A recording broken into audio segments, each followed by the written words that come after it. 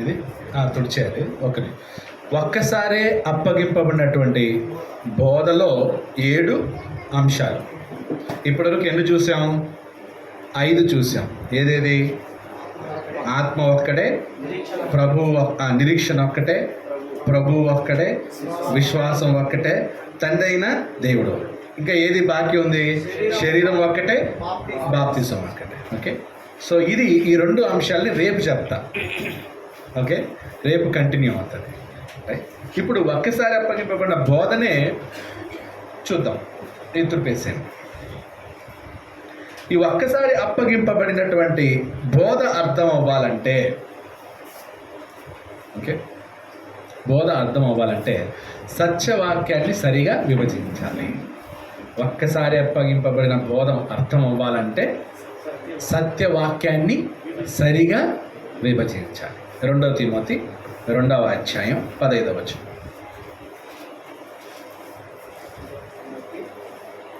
2 Timothy దేవుని ఎదుట యోగ్యునిగాను 2 Timothy 2:15 దేవుని ఎదుట యోగ్యునిగాను, దేవుని ఎదుట యోగ్యునిగాను, సిగ్గుపడనక్కర్లేని పనివానిగాను, సత్యవాక్యమును సరిగా ఉపదేశించువానిగాను. సత్యవాక్యమును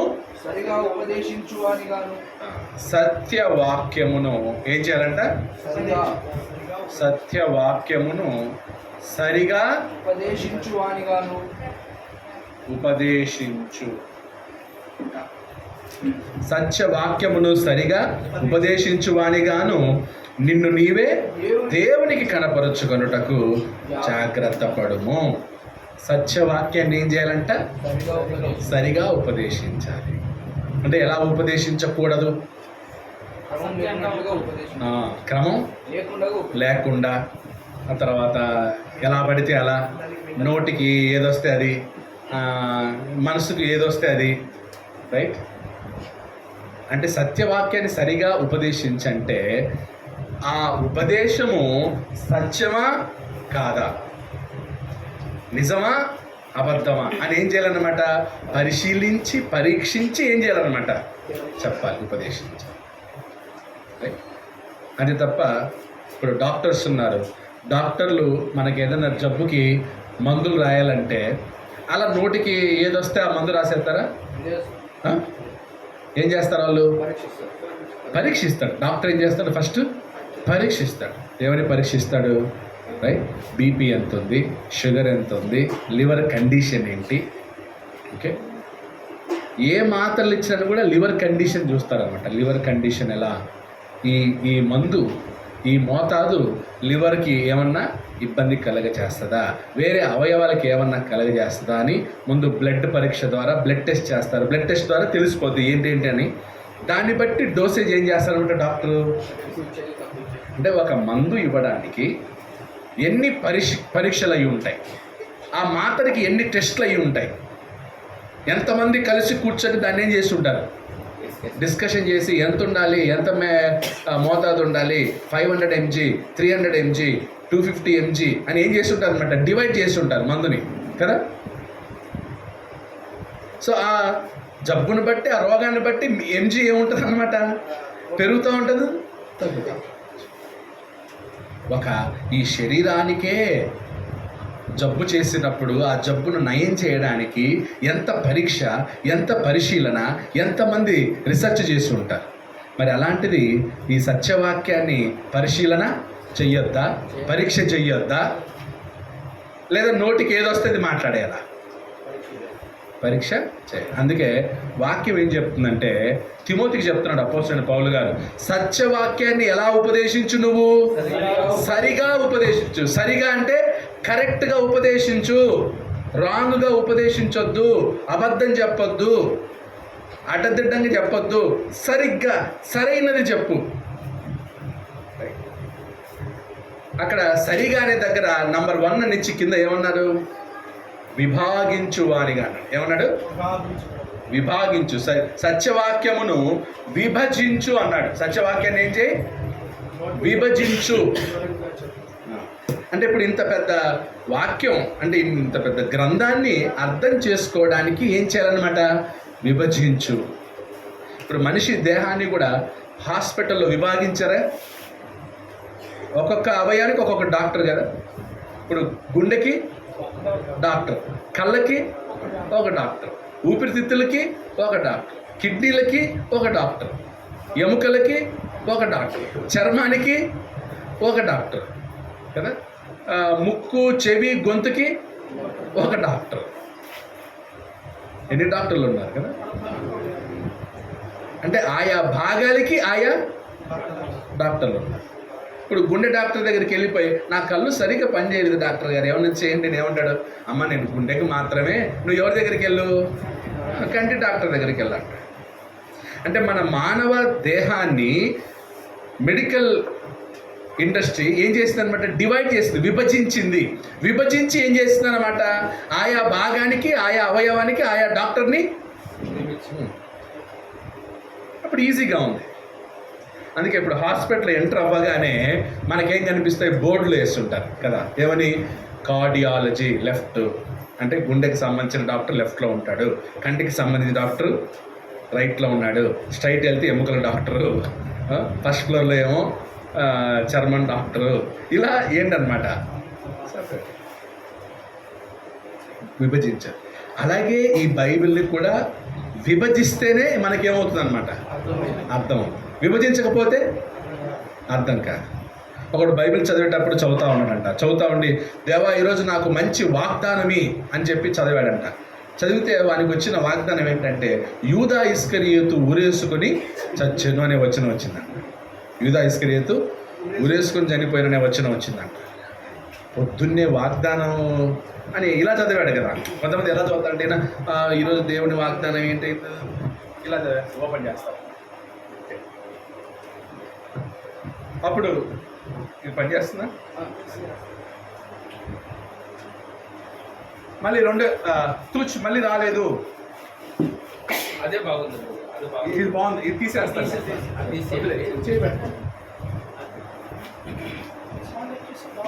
హలో, ఇది బాగుంది. అప్పుడు తూచి ఏంటి, పొద్దున్నే చావు వాగ్దానం వచ్చింది, రెండోసారి మళ్ళీ ట్రై చేద్దామని మళ్ళీ ఏం చేశారంటే బైబిల్ని ఇలా దేవా ఇప్పుడు మంచి వాక్యం ఇవ్వు అని ఓపెన్ చేశాడు. ఓపెన్ చేయగానే నీవును అలాగే చెయ్యుము అనే వచనం వచ్చింది. ఫస్ట్ ఏమొచ్చింది, యూదా ఇస్కరియోతు ఊరేసుకొని చచ్చిపోయి వచ్చాడు. రెండోసారి ఏమొచ్చింది, నువ్వు అలాగే చెయ్యని వచ్చిందంట. ఇదేంద్రా వామ్మో, సరే మూడోసారి ట్రై చేద్దాం అని ఏం చేశాడు, మళ్ళీ ట్రై చేశాడు. మళ్ళీ ఓపెన్ చేయగానే అప్పుడు వచ్చిన వాక్యం ఏంటంటే నువ్వు చేయాలనుకున్నది తొందరగా చేయని వచ్చింది. నాకు ఈ బైబిల్ చదవడం వద్దు, ఈ వాగ్దానాలు వద్దు, ఏమొద్దని చెప్పి బైబిల్ చదవడం మానేశాడు. అంటే బైబిల్ ఏం చేయకూడదు, అలా చదవకూడదు. అంటే బైబిల్లో ఉన్నవన్నీ నాకే అని ఏం చేయకూడదు అనమాట, అనుకోకూడదు. అందులో శాపాలు ఉన్నాయి, ఆశీర్వాదాలు ఉన్నాయి. ఎవరికి శాపాలో, ఎలాంటి వారికి శాపాలో చెప్పబడ్డాయి, ఎలాంటి వారికి ఆశీర్వాదాలు చెప్పబడ్డాయి, ఎలాంటి వారికి శిక్షలో చెప్పబడ్డాయి. అలా అన్నీ ఉన్నాయి. దాన్ని మనం ఏం చేయాలన్నమాట, విభజించాలి. విభజిస్తే అప్పుడు అర్థం. అలా బైబిల్ని విభజించడానికి మనం ఒక చార్ట్ వేసుకున్నట్లయితే, సత్యవాక్యాన్ని సరిగా విభజించడానికి ఒక చార్ట్ వేసుకుంటే ఇక్కడ 2 తిమోతి 2వ అధ్యాయం 15. ఓకే,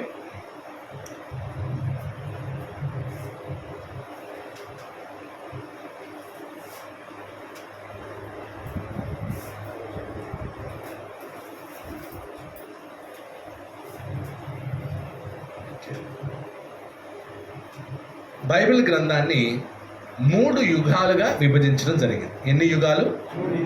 3 యుగాలు. ఏవేవంటే పితరుల యుగము, రెండవది ధర్మశాస్త్ర యుగము, మూడవది క్రిస్టియన్ ఏజ్, క్రైస్తవ యుగము. పితరుల యుగం, ధర్మశాస్త్ర యుగం, క్రైస్తవ యుగం. ఓకే, 3 యుగములు. కాలాలు కాదు, యుగాలు. యుగం అంటే ఏంటి? ఇప్పుడు 10 సంవత్సరాలు ఏమంటారు? 10 ఇయర్స్ని, 10 సంవత్సరాలని దశాబ్దం అంటారు. ఏమంటారు? దశాబ్దం. ఓకే. 100 సంవత్సరాల్ని శతాబ్దం. 1000 సంవత్సరాల్ని యుగము, ఒక యుగము అంటారు. ఒక యుగము. అర్థమైందా? 1000 సంవత్సరాలు పై ఉన్నది కాలాన్ని ఏమన్నారనమాట? ఒక యుగము. యుగం అంటే మోర్ దెన్ 1000 ఇయర్స్. యుగం అంటే 1000 కంటే ఎక్కువ. శతాబ్దం అంటే 100 సంవత్సరాలు. దశాబ్దం అంటే 10 సంవత్సరాలు. సో ఇప్పుడు పితరుల యుగం అంటే 1000 కంటే ఎక్కువగా ఉంది కాబట్టి పితరుల యుగం అన్నారు. ధర్మశాస్త్ర యుగం 1000 సంవత్సరాల కంటే ఎక్కువ ఉంది. క్రైస్తవ యుగం 1000 సంవత్సరాల కంటే ఎక్కువ ఉంది. అందుకు యుగము అన్న. సో పితరుల యుగం ఓకే, కాలం అని రాసుకోవచ్చు. కాలము 2500 సంవత్సరాలు. పితరుల యుగం ఎన్ని సంవత్సరాలు? ధర్మశాస్త్ర యుగం 1500 సంవత్సరాలు. ధర్మశాస్త్రం 1500 సంవత్సరాలు. క్రైస్తవ యుగం అంటే ఇక్కడ మీరు బ్రాకెట్లు ఏం రాసుకోవచ్చు అంటే బీసీ అంటే క్రీస్తు పూర్వం. క్రీస్తు పూర్వం 2500 సంవత్సరాలు. 1500 సంవత్సరాలు క్రీస్తు పూర్వం 1500. క్రైస్తవ యుగం 2024 క్రీస్తు శకము. అంటే ఇక్కడ 0 అవుతుంది ఫస్ట్ నుంచి అన్నమాట.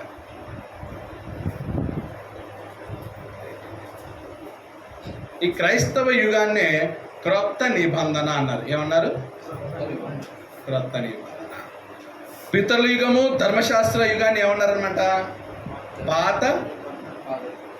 పాత నిబంధన.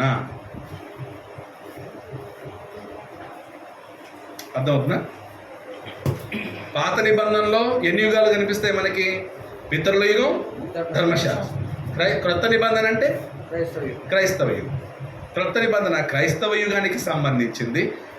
పితరుల యుగం, ధర్మశాస్త్ర యుగం ఏమో పాత నిబంధన. ఓకే. అప్పుడు పాత నిబంధన మొత్తం 4000 సంవత్సరాలు. ఎన్ని సంవత్సరాలు?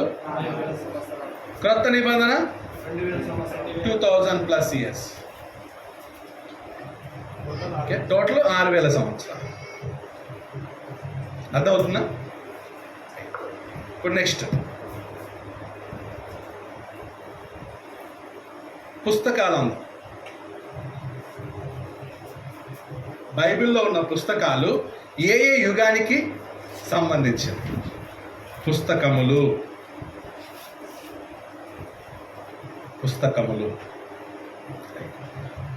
పితరుల యుగం ఏ పుస్తకం నుంచి ఏ పుస్తకం వరకు? ఆదికాండం 1వ అధ్యాయము నుండి నిర్గమకాండం 19వ అధ్యాయం వరకు కూడా పితరుల యుగము. అంటే పితరుల యుగం ఎక్కడి నుంచి ఎక్కడి వరకు? ఆదికాండం 1వ అధ్యాయంతో స్టార్ట్ అయ్యి నిర్గమకాండం 19వ అధ్యాయంతో పితరుల యుగం ఏమవుతుంది అనమాట? ఆగిపోతుంది. ఎందుకంటే నిర్గమకాండం 20వ అధ్యాయంలో దేవుడు ధర్మశాస్త్రాన్ని ఇస్తున్నాడు. ఎక్కడ ఇస్తున్నాడు అనమాట? నిర్గమకాండం 20వ అధ్యాయంలో దేవుడు ధర్మశాస్త్రం ఇస్తాడు. అప్పటి నుంచి ఏ యుగం స్టార్ట్ అవుతుంది? ధర్మశాస్త్ర యుగం స్టార్ట్ అవుతుంది. అంటే నిర్గమకాండం 19వ అధ్యాయం వరకు ఏం లేదు? ధర్మశాస్త్రం, ఒక చట్టం అనేది లేదు. దేవుడు మనుషులకు ఒక చట్టం ఏమి ఇవ్వలేదు. ఇప్పుడు ఈ నిర్గమకాండం 20వ అధ్యాయంలో దేవుడు ఏమి ఇస్తున్నాడు అనమాట? ఒక చట్టం ఇస్తున్నాడు. ధర్మశాస్త్రం 10 ఆజ్ఞలు. సో 20వ అధ్యాయంలో ధర్మశాస్త్రం స్టార్ట్ అవుతుంది. నిర్గమకాండం 20వ అధ్యాయం నుంచి అపోస్తుల కార్యములు 1వ అధ్యాయం వరకు కూడా ధర్మశాస్త్రమే. 1వ అధ్యాయం వరకు ధర్మశాస్త్రమే. క్రైస్తవ యుగం ఎక్కడ స్టార్ట్ అవుతుందంటే అపోస్తుల కార్యములు 2వ అధ్యాయం నుండి ప్రకటన గ్రంథం 22వ అధ్యాయం వరకు. అంతే. ఎండింగ్ క్రైస్తవ యుగం. క్రైస్తవ యుగం ఎక్కడ స్టార్ట్ అవుతుంది? అపోస్తల కార్యములు 2. ఎందుకంటే ఆ రోజే పరిశుద్ధాత్మలో 12 మంది బాప్తిజం ఆ రోజే పొందుతారు, 3000 మంది బాప్తిజం ఆ రోజే పొందుతారు. కాబట్టి అసలైన క్రొత్త నిబంధన క్రైస్తవ యుగం 2వ అధ్యాయంలో స్టార్ట్ అన్నమాట. ఆ 2వ అధ్యాయంలోనే సంఘం స్థాపించబడతా ఉంది. ఆ 2వ రాజ్యంలోనే దేవుని రాజ్యం యొక్క ద్వారములు తెరవబడతాయి. అపోస్తులు పరిశుద్ధాత్మలో బాప్తిసం పొందుతారు, మిగతా 3000 మంది నీటిలో బాప్తిసం పొందుతారు. ఆ రోజు నుంచి దేవుని రాజ్య పరిపాలన ఏమవుతుందన్నమాట? Begin, starting. అందుకే 2వ అధ్యాయం నుంచి స్టార్ట్. ఓకే, అర్థమైంది కదా? సో బైబిల్లో ఇప్పుడు మనకి ఎక్కడి నుంచి ఎక్కడి వరకు ఏ యుగమో మనకు తెలియాలి. ఇప్పుడు నెక్స్ట్ వ్యక్తులు పుస్తకాలు రాసేసుకున్నారు. నెక్స్ట్ వ్యక్తులు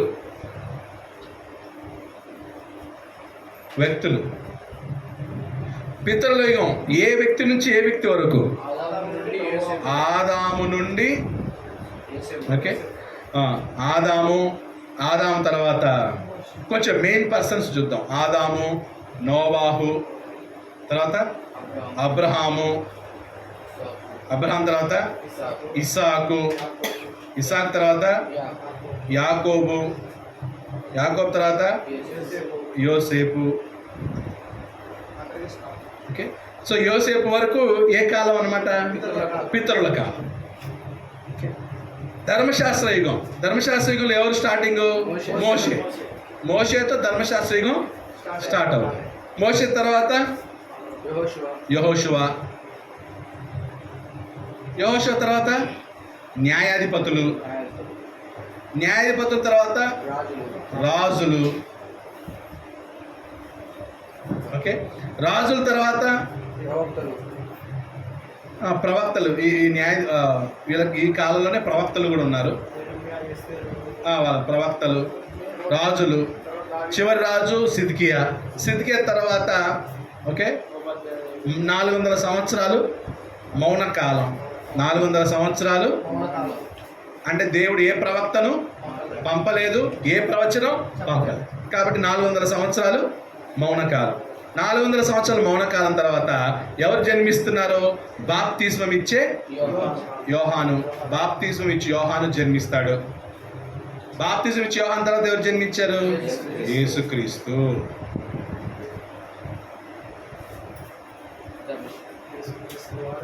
యేసుక్రీస్తుతో ధర్మశాస్త్రం ఏమవుతుంది? ఫినిష్, కొట్టివేయబడదు. అంటే ధర్మశాస్త్రం ఎవరితో స్టార్ట్ అయింది? ఎవరితో ఎండ్ అయింది? పితరుల ఎవరితో స్టార్ట్ అయింది? ఎవరితో ఎండ్ అయింది? యోసేపు. ధర్మశాస్త్రం ఎవరితో స్టార్ట్ అయింది? ఎండింగ్ ఎవరు? యేసు. ఒకసారి రోమా పత్రిక 10వ అధ్యాయం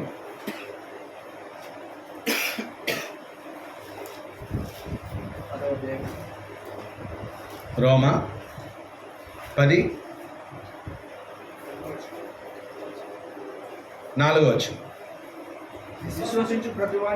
విశ్వసించు ప్రతివానికి నీతి కలుగుటకై క్రీస్తు ధర్మశాస్త్రమునకు సమాప్తి అయి ఉన్నాడు. క్రీస్తు ధర్మశాస్త్రానికి సమాప్తి అంటే ధర్మశాస్త్రానికి ముగింపు ఎవరు?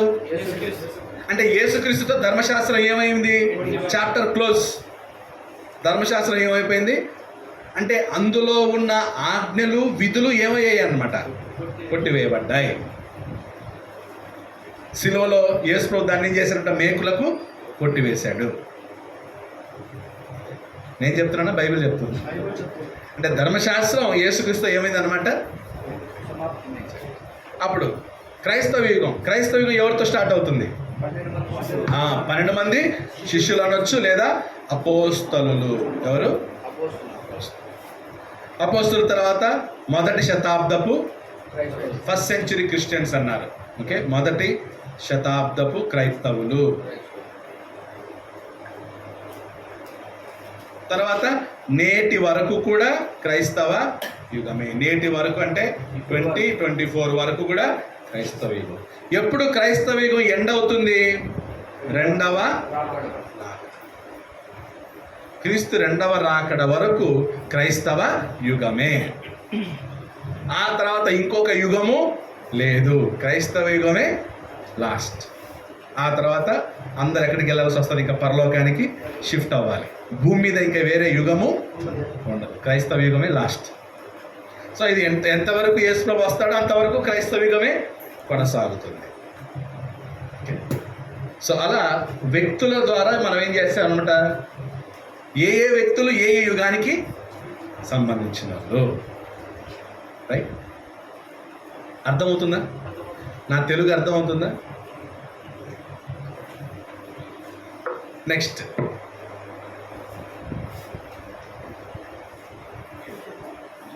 తుడిపేస్తాను. రాస్తున్నారా? ఓకే ఓకే రాసేసి.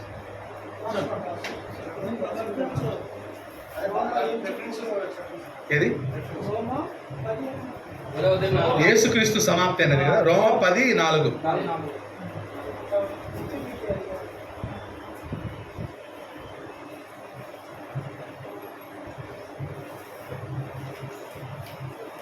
అర్థమవుతుందా? ఇలా వాక్యాన్ని ఏం చేయాలన్నమాట, విభజించుకుంటే ఈజీగా ఉందా ఇది? సో కాలము, పుస్తకాలు, వ్యక్తులు డివైడ్ చేశారు. ఓకే, అన్నీ వస్తాయి. ఇంకా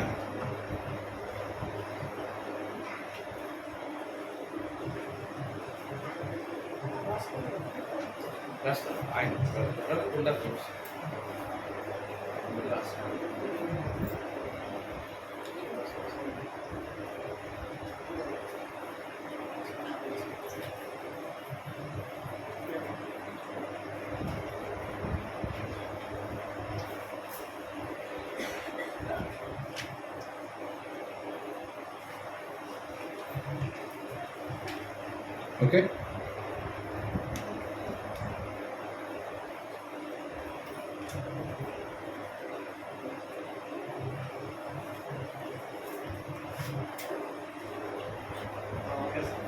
ఓకే. నెక్స్ట్ ఆరాధనా స్థలం. ఆరాధనా స్థలం. పితరులు ఎక్కడ దేవుణ్ణి ఆరాధించారు? ఒక స్థలం అనేది లేదు. సో వ్యక్తులది రాసేసుకున్నారు కదా. ఓకే, నెక్స్ట్ ఆరాధన స్థలం. పితరుల యుగంలో దేవుణ్ణి ఎక్కడి నుండి ఆరాధన చేయాలి? ఎక్కడ ఆరాధన చేయాలి పితరుల యుగంలో? స్థలం లేదు. ఫలానా స్థలం నుంచే దేవుణ్ణి ఆరాధించాలనే ఆజ్ఞ లేదు. ఆజ్ఞ లేదని రాయొచ్చు సింపుల్గా. ఓకే, లేదా ఎక్కడి నుంచైనా, ఎనీ ప్లేస్. ఓకే, అప్పుడు ఏం రాయొచ్చండి, ఇక ఫలానా స్థలమని సూచించలేదు, ఫలానా స్థలమును సూచించ లేదా ఆజ్ఞాపించలేదు. ఎక్కడి నుంచైనా దేవుణ్ణి ఏం చేయొచ్చు అనమాట, ఎక్కడి నుంచైనా దేవుణ్ణి ఆరాధించవచ్చు. యాకోబు వెళ్తా ఉన్నాడు, బేతేలు దగ్గర రాత్రి అయింది, పడుకున్నాడు, తలపెట్టాడు, అక్కడ దేవుణ్ణి ఆరాధించాడు. అంటే ఎక్కడ ఆగితే అక్కడ, ఎక్కడ ఆగితే అక్కడ బలిపీఠం కట్టారు, ఎక్కడ ఆగితే అక్కడ దేవుణ్ణి ఆరాధించారు. నెక్స్ట్ ధర్మశాస్త్ర యుగంలో దేవుణ్ణి ఏ స్థలంలో ఆరాధించాలి? పితరుల యుగంలో ఫలానా స్థలం అని లేదు. ధర్మశాస్త్ర యుగంలో ఎక్కడి నుంచి దేవుణ్ణి ఆరాధించాలంటే మొదట ప్రత్యక్ష గుడారము. ఎక్కడ? ప్రత్యక్ష గుడారం నిర్మించమన్నాడు కదా. సో ఆ ప్రత్యక్ష గుడారంలో మీరేం చేయాలి? దేవుణ్ణి ప్రత్యక్ష గుడారం అంటే వీళ్ళు అరణ్య ప్రయాణంలో ఉండగా ప్రత్యక్ష గుడారం చేసుకోమన్నాడు. అంటే ఒక గుడారం అంటే దాన్ని మళ్ళీ పీకి తీసేటట్లు ఉండాలి, వేసేటట్లు ఉండాలి, మళ్ళీ దాన్ని తీసేటట్లు ఉండాలి. ఇప్పుడు ఇది వేసేసారు, దీన్ని మళ్ళీ పీకి వేరే చోట్ల వేయగలమా? వేయలేము. కానీ వాళ్ళకి దేవుడు ఏం సూచించాడు? ఒక గుడారం లాంటిది సూచించాడు అనమాట. అంటే వాళ్ళు ఎక్కడ పోతే అక్కడ ఆగితే అక్కడ ఆగాలి, గుడారం వేయాలి, కొన్ని రోజులు అక్కడ ఉండాలి, మళ్ళీ దాన్ని ఏం చేయాలన్నమాట, మళ్ళీ పీకేయాలి, మళ్ళీ చుట్టుకోవాలి, అలా సంచారం చేయాలి. 40 సంవత్సరాలు వాళ్ళు ఎక్కడ ఆరాధన చేశారు? 40 సంవత్సరాలు ప్రత్యక్ష గుడారం. తర్వాత దావీదు కాలం దగ్గరికి వచ్చేసరికి దావీదు ఏం చేశాడంటే, దేవుడికి ఒక ప్లేస్ ఉండాలి, ఒక ఆలయం ఉండాలని చెప్పి యెరూషలేములో దేవాలయమును కట్టాడు. యెరూషలేం దేవాలయం. ఇలా 2 స్థలాల్లో దేవుణ్ణి వాళ్ళు ఏం చేశారు? ధర్మశాస్త్ర యుగంలో ఆరాధించారు. సో ఇంక ఎవరు ఎక్కడున్నా ఎక్కడికి రావాల్సిందే?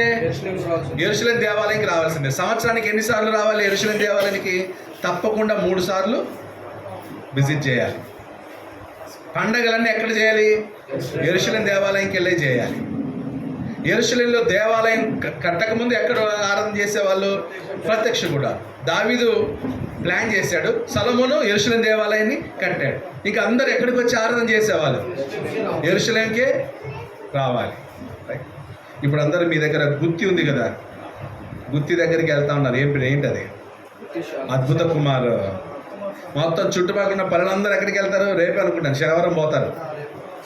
రేపు గుత్తి, అందరు చలవ గుత్తి అని పోతారు. గుత్తి యెరూషలేమా? అలా అందరూ ఎక్కడికి వెళ్ళాలి? యెరూషలేం దేవాలయంకి వెళ్ళి ఆరాధన చేయాలి. అక్కడికే వెళ్ళి బలులు ఇవ్వాలి. ఎక్కడున్నా కూడా, ఏ దేశంలో ఉన్నా నువ్వు యెరూషలేంకి వెళ్ళి దేవుని ఆరాధించాలి. ఇప్పుడు క్రైస్తవ యుగంలో దేవుని ఎక్కడ ఆరాధించాలి? ఎక్కడ ఆరాధించాలి? ఎక్కడ? స్థలం ఎక్కడైనా. ఓకే, ఫలానా స్థలం అని ఏం చేయలేదన్నమాట. ఫలానా స్థలం అని సూచించలేదు. అయితే సంఘముగా ఏం చేయాలంట?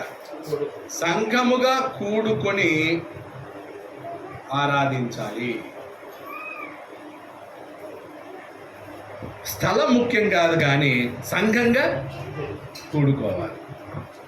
ఎక్కడైనా కొత్త నిబంధనలో స్థలం ఏం చెప్పలేదు కాబట్టి నేను ఎక్కడో చెట్టు కిందనో, డ్యామ్ కిందనో, రాళ్ళ దగ్గరనో, రోడ్లను, రైల్వే స్టేషన్లో కూడుకొని దేవుణ్ణి ఆరాధిస్తారంటే కుదరదు. సంఘంగా ఏం చేయాలన్నమాట అంటే, నువ్వు పరిశుద్ధులతో పాటు కలిసి దేవుణ్ణి ఏం చేయాలి? ఆరాధించాలి. ప్లేసు ఎక్కడైనా ఓకే, స్థలం ఎక్కడైనా ఓకే. ఇప్పుడు మనకి ఈ స్థలం ఉంది, సడన్గా వర్షం వచ్చిందనుకో, మనకి డిస్టర్బెన్స్ ఉండదు. వర్షం వచ్చినా ఇక్కడ ఆరాధన చేసుకుంటాం, పెద్ద గాలి వచ్చినా ఆరాధన చేసుకుంటాం. సో ఇప్పుడు సంఘం కూడుకోవడానికి ఇది ఉందా?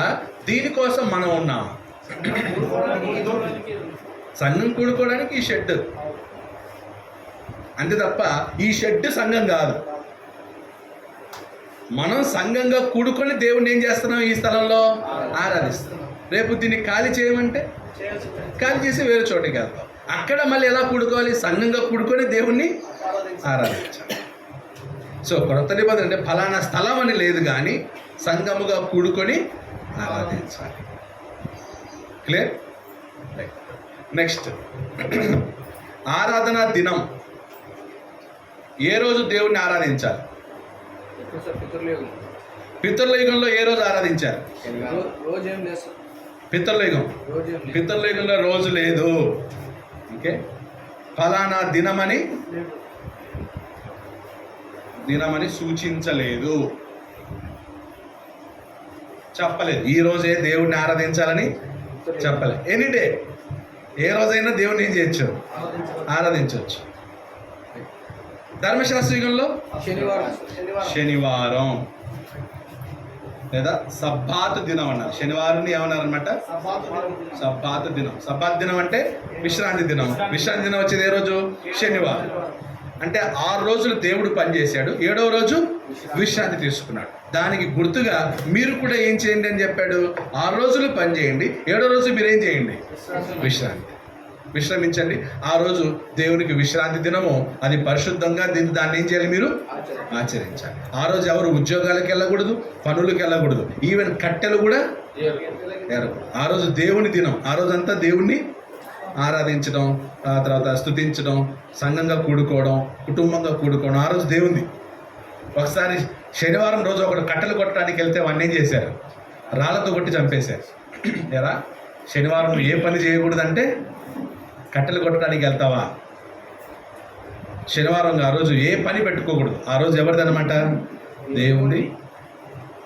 నెక్స్ట్ ఇప్పుడు క్రైస్తవ యుగంలో ఏ రోజు దేవుణ్ణి ఆరాధించాలి? ఆదివారం. ఆదివారము. వచనం ఎక్కడుంది ఆదివారం దేవుని ఆరాధించాలని? అపోస్తుల కార్యములు 20వ అధ్యాయం 7వ వచనం, 1 కొరింథీ 16వ అధ్యాయం 1-2 వచనాలు. ఆదివారమున మేము రొట్టె విరుచుటకు కూడినప్పుడు ఆదివారమున రొట్టె విరుచుటకు మేము కూడినప్పుడు. సో ఆదివారమున వాళ్ళు ఎందుకు కూడుకున్నారంట? రొట్టె విరచడానికి. ఏ రొట్టె విరచడానికి? ఎందుకు రొట్టె విరచాలి? యేసుక్రీస్తును జ్ఞాపకం చేసుకోవడానికి. ఆదివారమున రొట్టె విరుచుటకు వాళ్ళు ఏం చేశారంట? కూడుకున్నారు. కూడుకోవడమే ఏంటి? సంఘము. పరిశుద్ధులు కూడి రొట్టెను విరుస్తున్నారు. ఎవరు కూడుకుంటారు? రొట్టె ఎవరు విరుస్తారు? బాప్తిస్మం పొందిన వాళ్ళు. బాప్తిస్మం పొందిన వాళ్ళు మాత్రమే రొట్టె విరవాలి. వాళ్ళందరూ రొట్టె విరవడానికి కూడుకున్నారంటే అక్కడ ఏం కూడుకున్నారని అర్థం? సంఘం కూడుకున్నారు. ఏ రోజు కూడుకున్నారు? ఆదివారం కూడుకున్నారు. ఎందుకు కూడుకున్నారు? రొట్టె విరచడానికి. ఎందుకు రొట్టె విరవాలి? యేసుక్రీస్తుని జ్ఞాపకం చేసుకోవాలి. అప్పుడు యేసుక్రీస్తుని జ్ఞాపకం చేసుకోవడానికి కూడుకున్నోళ్ళు పాటలు పాడిండరా? యేసుక్రీస్తుని జ్ఞాపకం చేసుకోవడానికి కూడి పాటలు పాడినోళ్ళు ప్రార్థన చేయరా? చేస్తారు. ప్రార్థన చేసిన వాళ్ళు కాసేపు వాక్యం వినిండరా? వింటారు. అందరు సంఘంగా కూడినప్పుడు కానుకలు తీసుకొచ్చి ఉండరా? చూడండి 16వ అధ్యాయం 1 కొరింథీ 16వ అధ్యాయం 1-2 వచనాలు. 1 కొరింథీ 16వ అధ్యాయం 1-2 వచనాలు. పరిశుద్ధుల కొరకైన కానుక విషయమైతే ఏ విషయం? సో కానుక విషయంలో ఏం చెప్తున్నాడు? నేను గలతీ సంఘములకు నియమించిన ప్రకారము మీరును చేయుడి. నేను వచ్చినప్పుడు చందా పోగు చేయకుండా ప్రతి ఆదివారమున మీరు ప్రతివాడును తాను వర్ధిల్లిన కొలది తన యొద్ద కొంత సొమ్ము నిల్వ చేయవలెను. ఏ రోజు చందా ఏమంటున్నాడు? ప్రతి ఆదివారం. ప్రతి ఆదివారం సంఘంగా కూడుకుంటున్నారు. ప్రతి ఆదివారం రొట్టె విరుస్తున్నారు. అలాగే ప్రతి ఆదివారం ఏం చేయండి? కానుకవే. ఈరోజు కొన్ని చర్చిల్లో నెలకు ఒకసారి రొట్టె విరిచే వాళ్ళు ఉన్నారు కదా. నెలకు ఒకసారి రొట్టె విరుస్తారు. నెలకు ఒకసారి ప్రభు వల్ల తీసుకుంటారు. సంవత్సరానికి ఒకసారి ప్రభు వల్ల తీసుకుంటారు. కొంతమంది పండక్కి, క్రిస్మస్ పండక్కి ప్రభు వల్ల తీసుకుంటారు. మిగతా టైంలో తీసుకోరు. మీటింగ్ పెట్టినప్పుడు తీసుకోండి. ఏ రోజు పెడితే ఆ రోజు. అలా తీసుకోకూడదు. ఏ రోజు రొట్టె విరవాలి? ఆదివారం. దానికి మాదిరి మనకెవరు? అపోస్తుల మాదిరి. ఏ ఆదివారం విరవాలి? ప్రతి ఆదివారం ఉంది. ఇప్పుడు ఒక పాస్టర్ని అడిగాను, ఏ ఆదివారం మీరు రొట్టె విరుస్తారు? మేము నెలలో 2 ఆదివారం అండి అన్నాడు. సరే, ఏ ఆదివారం కానుకేస్తారు? ప్రతి ఆదివారం కానుక తీసుకుంటారు. కానుకేమో ప్రతి ఆదివారమా? రొట్టె ఏమో? కానుక కూడా నెలకు ఒకసారి తీసుకో. ఒప్పుకుంటాడా? కానుక కూడా మేము ప్రతి నెలకు ఒకసారి వేస్తామంటే పాస్టర్ గారు ఒప్పుకుంటారా? కానుకేమో ప్రతి ఆదివారం కావాలి, రొట్టె మాత్రం నెలకు ఒకసారి. అంటే అప్పుడు నువ్వు కానుకేయడానికి కూడుకుంటున్నావా? రొట్టె విరవడానికి కూడుకుంటున్నావా? వాక్యం ఏం చెప్తుంది? ఎందుకు కూడుకోవాలి ప్రతి ఆదివారం సంఘంగా? రొట్టె విరచడానికి వచ్చిన వాళ్ళు ప్రార్థన చేస్తున్నాం. రొట్టె విరచడానికి కూడిన వాళ్ళు ప్రార్థన చేస్తున్నాం. వాక్యం వింటున్నాం. దాంతోపాటు చందా కూడా వర్ధిల్లిన కొలది ఏం చేస్తున్నాం అన్నమాట. ఇప్పుడన్నా నెల జీతాలు. అప్పుడు ఆ కాలంలో నెల జీతాలు లేవు. ఏం చేసేవాళ్ళు అనమాట? ఆ వారం అంతా వచ్చిన పనిలో దాంట్లో ఏం చేసేవాళ్ళు అనమాట? వాళ్ళ మనసులో వర్ధిల్లిన కొలది ఇవ్వాలి. పాత నిబంధనలో ఎలా ఇచ్చేవారు? 10వ భాగం ఇచ్చారు. క్రొత్త నిబంధనలో ఎలా ఏమన్నాడు? వర్ధిల్లిన కొలది. అంటే బలవంతముగా కాక పిసిరితనముతో. వర్ధిల్లిన కొలది మీ ఇష్టం వచ్చినట్టు ఇమ్మని చెప్పి మళ్ళీ ఎలా ఇవ్వకూడదు? పిసిరితనంగా ఇవ్వకూడదు. వర్ధిల్లిన కొలది. వర్ధిల్లిన కొలది ఇవ్వడం అంటే ఏంటి? నెక్స్ట్ పాయింట్ చూద్దాం. సో ఇప్పుడు అర్థమైంది కదా ఏ రోజు దేవుణ్ణి ఆరాధించాలి క్రైస్తవ యుగంలో? ఆదివారం. ధర్మశాస్త్ర యుగంలో ఏ రోజు ఆరాధించేవాళ్ళు? శనివారం. ఈ రోజు శనివారం ఆరాధించే వాళ్ళు కూడా ఉన్నారు. సెవెంత్ డే అడ్వెంటిస్ట్ చర్చ్ అని ఒకటి ఉంది. వాళ్ళు ఆదివారం చర్చ్ తలుపులు తెరవరు, శనివారం ఆరాధన చేస్తారు. చూపిస్తారు వాక్యం కూడా. శనివారం ఆరాధించారు లేదా శుక్రవారం? శనివారం ఆరాధించారు. అవును, ఎక్కడ? ధర్మశాస్త్రంలో. ఆ ధర్మశాస్త్రం ఏమైంది? అయిపోయా. కొట్టివేసిన దాన్ని నువ్వెందుకు చేస్తావు? యేసు ప్రభు ధర్మశాస్త్రానికి ఏమయ్యాడు? సమాప్తి. ఏదొచ్చింది ఇప్పుడు మనకి? క్రొత్త నిబంధన. ఆ క్రొత్త నిబంధనలో ఆదివారం ఎందుకంటే యేసుక్రీస్తు పునరుద్ధానుడైంది ఏ రోజు? ఆదివారం. 3,000 మంది బాప్తిజం పొందింది ఏ రోజు? ఆదివారం. పరిశుద్ధాత్ముడు 12 మంది అపోస్తల మీద ఏ రోజు దిగాడు? ఆదివారం. దేవుని రాజ్యం తెరవబడింది, కట్టబడింది ఏ రోజున? ఆదివారం. అపోస్తలు కూడుకుంది ఏ రోజు? ఆదివారం. ఇన్నిసార్లు ఉంటే మళ్ళీ మేము శనివారమే కూడుకుంటామంటే ఏం చెప్పాలి నీకు? ధర్మశాస్త్రాన్ని ఫాలో చేస్తావా? నువ్వు యూదుడువా? నువ్వు ధర్మశాస్త్రం ఎవరికి మాత్రం? ఇశ్రాయేలీలకు మాత్రమే. ధర్మశాస్త్రం ఎవరికి? ఇప్పుడు యేసు ప్రభు శిలువలో వేయబడిన తర్వాత ఇశ్రాయేలీలు కూడా ధర్మశాస్త్రాన్ని ఏం చేయాల్సిన అవసరం లే, పాటించాల్సిన అవసరం. క్రొత్త నిబంధన తీసుకొచ్చాడు, ఆత్మ సంబంధమైన తీసుకొచ్చాడు. ధర్మశాస్త్రం ఏమో శరీర సంబంధమైంది. ధర్మశాస్త్రం ఏదన్నమాట? శరీర సంబంధమైంది. క్రొత్త నిబంధన ఆత్మ సంబంధమైంది. ఇప్పుడు ఎవరైనా శనివారం ఆరాధన చేస్తే శరీర సంబంధియా ఆత్మ సంబంధ? యెరూషలేముకే పోవాలి, యెరూషలేములోనే బాప్తిసం పొందాలి. శరీర సంబంధి ఆత్మ సంబంధి? శరీర సంబంధం. ఇప్పుడు యెరూషలేం పోవాలా? యెరూషలేం పోతేనే పరలోకమా? ఒకప్పుడు యెరూషలేంకి వెళ్ళే తీరాలి, ఇప్పుడు వెళ్ళాల్సిన? ఇప్పుడు ఒకసారి ఆలోచించండి, సంవత్సరానికి 3 సార్లు యెరూషలేం పోవాలంటే ఎంత ఖర్చు అవుతుంది? ఒకరికి 1,00,000 రూపాయలు అనుకోండి. కుటుంబంలో 4 ఉన్నారు, 4 పోవాలంటే ఒక ట్రిప్కి 4 లక్షలు. సంవత్సరానికి ఎన్నిసార్లు పోవాలి? 3 సార్లు పోవాలి. 4 మూల 12 లక్షలు. సంవత్సరానికి ఎంత? ఎక్కడికి పోవడానికి? నీ జీతం ఎంత? నెలకి నువ్వు సంవత్సరానికి ఎంత సంపాదిస్తున్నావు? సంవత్సరానికి 4 లక్షలు, 3 లక్షలు. కానీ నీ ఖర్చు ఏమన్నా అంటే అది భారమా సులువా? భారమైంది. అందుకే దేవుడు ఏం చేశాడు? భారమైన దాన్ని తీసేశాడు. ఇప్పుడు భారంగా ఉందని దేవుడు తీసేస్తే ఈ పనికి మనల్లో మాకు అదే కావాలని చెప్పి ఏం చేస్తున్నారు? యేసుక్రీస్తు రక్తం గార్చి ఇది భారంగా ఉంది, దీని అవసరం మీకు లేదని సిలువకు మేకులతో కొట్టేసి దాన్ని తుడిచివేస్తే ఈరోజు కొంతమంది స్వలాభం కోసం, స్వనీతి కోసం ధర్మశాస్త్రంలో కొన్నిటిని ఏం చేస్తున్నారనమాట? పాటించాలని ఆజ్ఞరూపకంగా బోధిస్తున్నారు. ఇవి ట్రావెల్ ఏజెంట్ వాళ్ళు ఉంటారు, కమిషన్ చెప్తారు పాస్టర్కి. పాస్టర్ గారు మీ చర్చిలో ఎంతమంది ఉన్నారు? 100 మంది ఉన్నారు. 100 మందిని యెరూషలేం ట్రిప్కి తీసుకురండి, ఒక్కొక్కరికి నేను మీకు ఏం చేస్తాను? కమిషన్ ఇస్తా, 10% ఇస్తా. అంటే ఒక వ్యక్తిని తీసుకొచ్చామనుకో 1,00,000 రూపాయలు, మీకు ఎంత ఇస్తాను?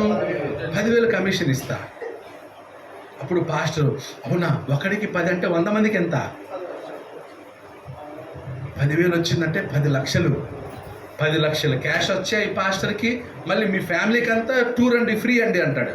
అప్పుడు పాస్టర్ చర్చిలోకి వచ్చి మీరు ఎవరైనా యెరూషలేంకి పోయారా అంటాడు. పాపం చర్చ్ సభ్యులకి ఏం తెలియదు, సంఘ సభ్యులు మేము పోలేదయ్యా, చూడలేదు యెరూషలేం ఎలా ఉంటుందో. బుద్ధి ఉందా మీకు?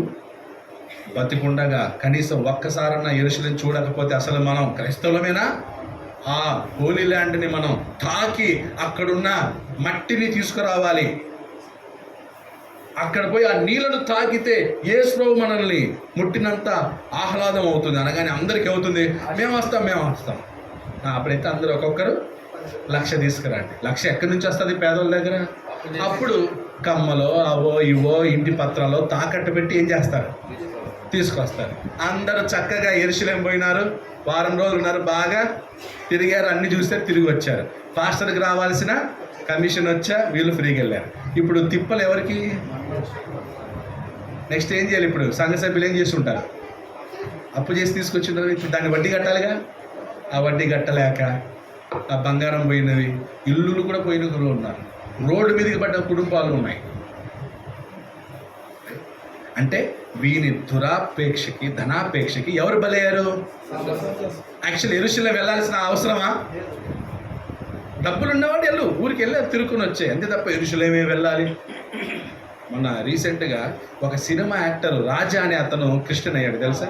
ఒక సినిమా యాక్టర్ అతను ఒక యాడ్ ఇచ్చాడు, అతని చేత ఒక యాడ్ ఇప్పించాడు. ఏంటంటే ఒక బాక్స్ అంట, ఒక బాక్స్, ఈ బాక్స్లో యెరూషలేము నుండి తీసుకొచ్చిన మట్టి, యెరూషలేం నుండి తీసుకొచ్చిన నీళ్లు, యెరూషలేం నుంచి తీసుకొచ్చిన ద్రాక్షరసము ఇందులో ఉన్నాయి. ఈ బాక్స్ మీరు కొంటే మీ ఇంట్లోకి దేవుడు వస్తాడు, మీ ఇంటిని దేవుడు బాగా ఆశీర్వదిస్తాడు. దీని వెల 5,000, కానీ మేము మీకు ఎంతకి ఇస్తున్నాం? 3,500కే ఇస్తున్నాము అని యాడ్.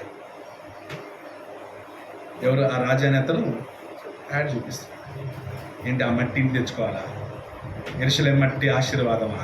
యెరూషలేం ద్రాక్షరసం ఆశీర్వాదమా? యెరూషలేం నీళ్ళు ఆశీర్వాదం? ఎవరు చెప్పారు? అది శరీర సంబంధమైంది. ఆ శరీర సంబంధమైన దాన్ని దేవుడు ఏం చేశాడు?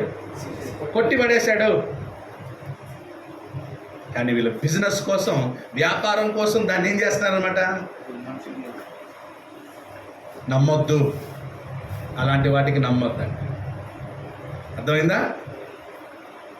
యెరూషలేం గొప్పదా? సంఘం గొప్పదా? ఈరోజు సంఘం గొప్పది. ఏది కాదు? యెరూషలేం. ఎందుకంటే ఈరోజు యెరూషలేంలో శాంతి, సమాధానం, నెమ్మది ఉందా? ఎప్పుడు చూసినా యుద్ధాలు. కారణం ఏంటి? వాళ్ళు యేసుక్రీస్తుని ఇంకా నమ్మట్లేదు. ఎవరు? యూదులు. ఇశ్రాయేల్లో యేసుక్రీస్తుని నమ్మరు వాళ్ళు. మీకు తెలుసా? యూదులు యెరూషలేంకి వెళ్ళి మీరు యూదులను చూస్తే, ఏదన్నా చర్చి బిల్డింగ్ ఉంటే యూదులు అలా వెళ్తూ ఆ చర్చి బిల్డింగ్ మీద ఉమ్మేసిపోతారు. యూదులు యేసుక్రీస్తుని నమ్మడంలే. చాలామంది క్రిస్టియన్స్ తెలియదు ఏంటంటే, దేవా ఇశ్రాయేల్ని కాపాడు, ఇశ్రాయేల్ని కాపాడు అంటున్నాడు. ఎందుకు కాపాడతాడు ఆయన? ఎందుకంటే వాళ్ళు యేసు ప్రభుని ఏం చేశారు? యేసు ప్రభుని ఇప్పటికీ ఇశ్రాయేలు తిరస్కరిస్తూనే ఉన్నారు. చాలామంది ఇశ్రాయేల్ దేవుని దేశం అంటాను. ఒకప్పుడు దేవుని దేశం, ఇప్పుడు దేవుడు ఎవరికి? యేసుక్రీస్తునందు విశ్వాసం ఉంచినటువంటి వారికి మాత్రమే ఆయన. ఎవరు అబ్రహాం సంతానం? ఈరోజు యేసుక్రీస్తుని అంగీకరించిన వాళ్ళు మాత్రమే అబ్రహాం సంతానం. మనం అబ్రహాం సంతానం, వాళ్ళు కాదు.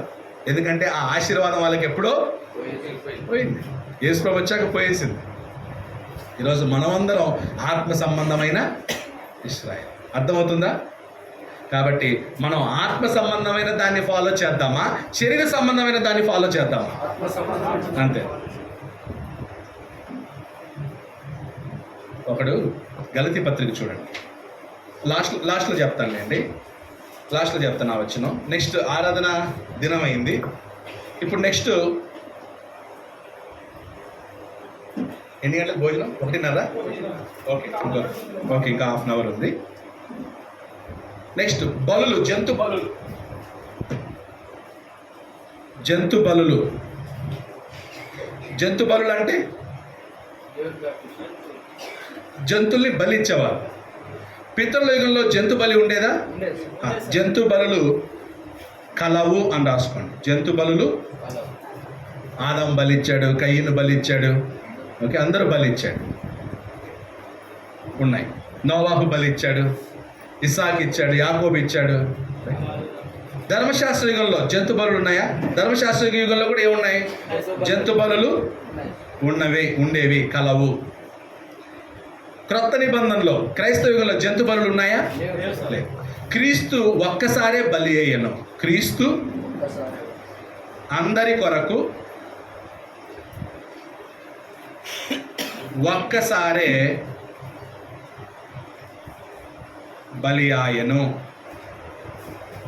క్రీస్తు అందరి కొరకు ఒక్కసారే బలి ఆయను. సో ఇప్పుడు జంతు బలి ఇవ్వాల్సిన అవసరం లేదు, జంతువుల్ని బలిగా ఇవ్వాల్సిన అవసరం లేదు. అయినా కూడా కొంతమంది క్రైస్తవులు గృహప్రవేశంలో మేకని అలా బలి ఇస్తున్నారు. మీ ఏరియాలో ఉందా? లేదు కదా. క్రిస్టియన్స్ ఇవ్వట్లే కదా బలులు. కొంతమంది చేస్తూ ఉన్నారు. ఇవ్వకూడదు. క్రిస్టియన్స్ చేస్తున్నారా? ఇప్పుడు ఏ క్రిస్టియన్ కూడా బలి ఇవ్వకూడదు. కోడిని కానీ, గొర్రెను కానీ, మేకను కానీ, ఎద్దును కానీ, ఆవును కానీ బలి, దేవుని పేరట బలి ఇవ్వకూడదు. ఎందుకంటే బలి సిస్టమ్ లేదు, తీసేశాడు. అజ్ఞానంలో ఉన్నారు, ఇంకా కొంతమంది అజ్ఞానంలో ఉన్నారు. వాళ్ళకి చదువు అంటే తెలియక సత్యం తెలియక అలాగే ఉన్నారు. కానీ మీరు ఎడ్యుకేట్ చేయండి, వాళ్ళని తెలియజేయండి పెద్దలకి. అవసరం లేదు, ఒకప్పుడు ఉండే ధర్మశాస్త్ర యుగంలో ఇప్పుడు జంతువుల్ని బలి ఇవ్వాల్సిన, కానీ హిందువులు కొంతమంది చేస్తున్నారు ఇంకా. గంగమ్మకి దానికి దీనికి జాతరలకు వెళ్ళినప్పుడు జంతు బలి ఇస్తున్నారు. క్రైస్తవులు జంతు బలి ఇవ్వాల్సిన అవసరం లేదు, ఎందుకంటే అందరి కొరకు ఒక్కసారి బలి అయ్యారు. ఎవరైనా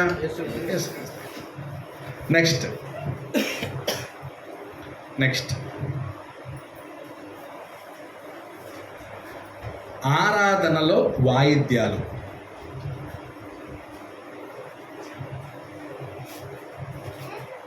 వాయిద్యాలంటే మ్యూజిక్స్, ఇన్స్ట్రుమెంట్స్. ఆరాధనలో వాయిద్యాలు వాడవచ్చా? పితరుల యుగంలో వాడారా? పితరుల యుగంలో వాయిద్యాలను వాడారా? పోనీ వాడమని ఆజ్ఞ ఉందా? దేవుడు ఎప్పుడైనా పితరులకి ఆజ్ఞాపించేటప్పుడు నన్ను మీరు సంగీతాలతో ఆరాధించండి అని అన్నాడా? లేవు. అంటే వాయిద్యాలు ఉన్నాయి, ఆరాధనలో వాయించమని ఏం లేదనమాట, ఆజ్ఞ లేదన్న ఆయన. ఏం లేదన్నమాట, ఆజ్ఞ లేదు. ఆజ్ఞ లేదు. ఇప్పుడు యాకోబు బేతేలు దగ్గర ఆరాధన చేశాడు, వాయిద్యాలు ఉన్నాయా? లేదు. నెక్స్ట్ ధర్మశాస్త్ర యుగంలో వాయిద్యాలు ఉన్నాయా? ఉండేవి.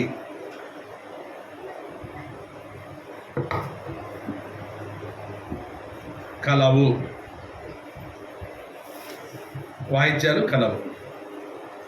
2వ దినవృత్తాంతములు 29వ అధ్యాయం.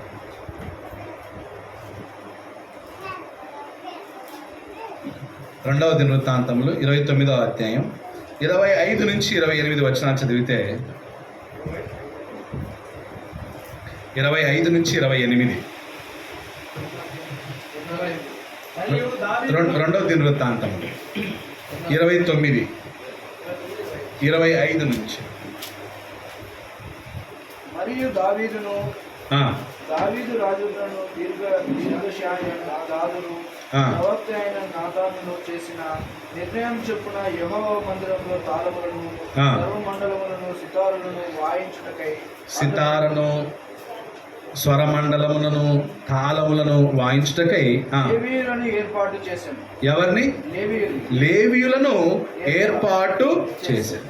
అంటే వాయిద్యాలు ఉన్నాయి అక్కడ, ఉన్నాయి. ఏవే వాయిద్యాలు? తాళాలు, స్వరమండలం, సితార ఉండేది. దీన్ని ఎవరు వాయించాలి? లేవీయులు మాత్రమే, అందరూ కాదు. ఎవరు వాయించాలి? లేవీయులు మాత్రమే వాయించాలి. Okay, right. తర్వాత ముందుకు చదవాలి. లేవీయులను ఏర్పాటు చేశాను, అలాగూ జరగవలని యెహోవా తన ప్రవక్త ద్వారా ఆజ్ఞాపించాడు. ఆజ్ఞ ఉండేది, ఆజ్ఞాపించను. ఆజ్ఞ కూడా దేవుడే ఆజ్ఞాపించాడు. ఏమని? సిస్టమ్. వాయిద్యాలు వాయించడంలో కూడా ఒక సిస్టమ్. ఏంటది? లేవీయులు మాత్రమే వాయిద్యాలు వాయించాలి. వాయించండి, కానీ ఎవరు వాయించాలి? లేవీయులు మాత్రమే. ఓకే, సో అప్పుడు సపరేట్గా నీట్గా రాసుకోండి. ఓకే, అంటే మీకు అక్కడ ప్లేస్ ఉంటుంది కాబట్టి మీరు అక్కడ కింద రాసుకోండి, నేను ఇక్కడ పైన రాస్తాను.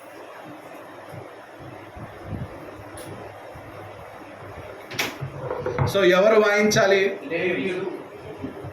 వాయిద్యములు లేవీయులు మాత్రమే. అక్కడున్న వాయిద్యాలు ఏవి? తాళాలు, బూరలు, స్వరమండలం, సితార. సో 4 రకాల వాయిద్యాలు. సితార ఉండేది, స్వరమండలం ఉండేది, బూరలు ఉండేవి, తాళాలు ఉండేవి. ఎవరు వాయించాలి? ఎప్పుడు వాయించాలి? ఎప్పుడు వాయించాలి? చదవండి ముందుకి.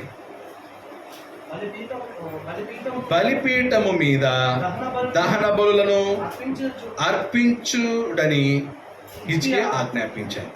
హిజ్కియాకు ఆజ్ఞాపించను. ఆ, దహన బలి అర్పణ ఆ. ఆరంభమగుటతోనే దహన బలి అర్పణ దహన బలి అర్పణ ఆరంభ మగుటతోనే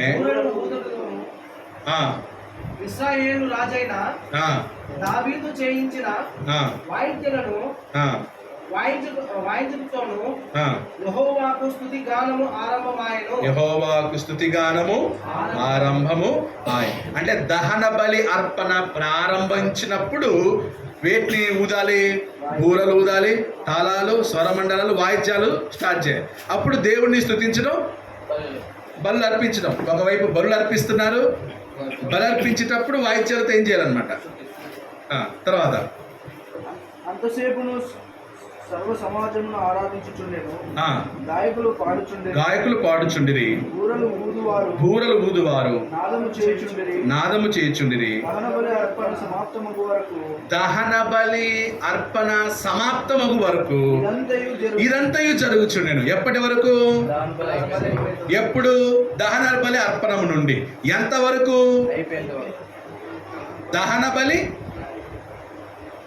దహన బలి సమాప్తమగు వరకు.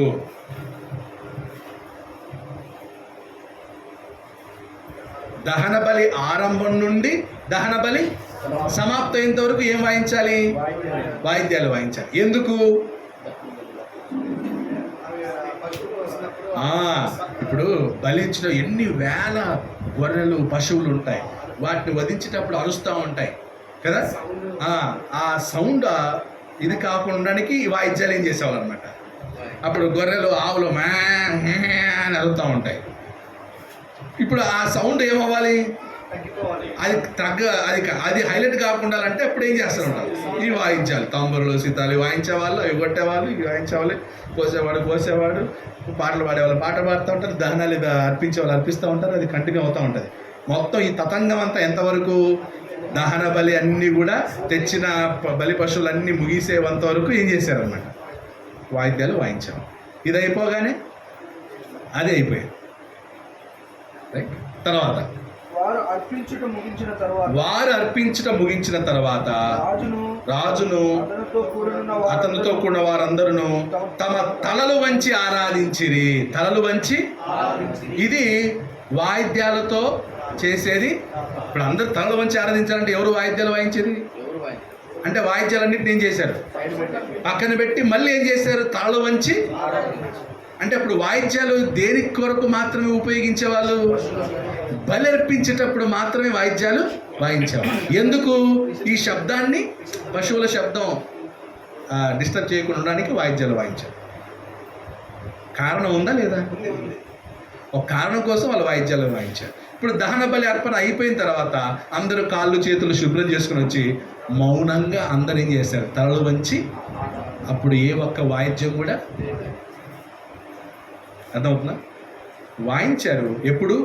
బలులు. ఇప్పుడు బలి సిస్టమ్ ఉందా? ఇప్పుడు వాయిద్యాలు అవసరమా? అర్థమవుతుందా? ఇప్పుడు బలులు ఇవ్వాలా? లేదు. బలులు ఇవ్వనప్పుడు వాయిద్యాలు అవసరం లేదు. బలులు ఉంటే వాయిద్యాలు. వాయిద్యాలు ఉన్నాయా? బలులు ఇవ్వాలి. మరి బలులు మాత్రం ఇవ్వరు, వాయిద్యాలు మాత్రం ఇవి మాత్రం కావాలి. కేసీ కావాలి, క్యాషియో కావాలి, అన్నీ కావాలి. కానీ బలి మాత్రం వాళ్ళు ఇచ్చారు, వాయించారు. ఎందుకు ఎప్పుడు అనేది మెన్షన్ చేశారు. నేను చెప్తున్నా, బైబిల్ చెప్తున్నా.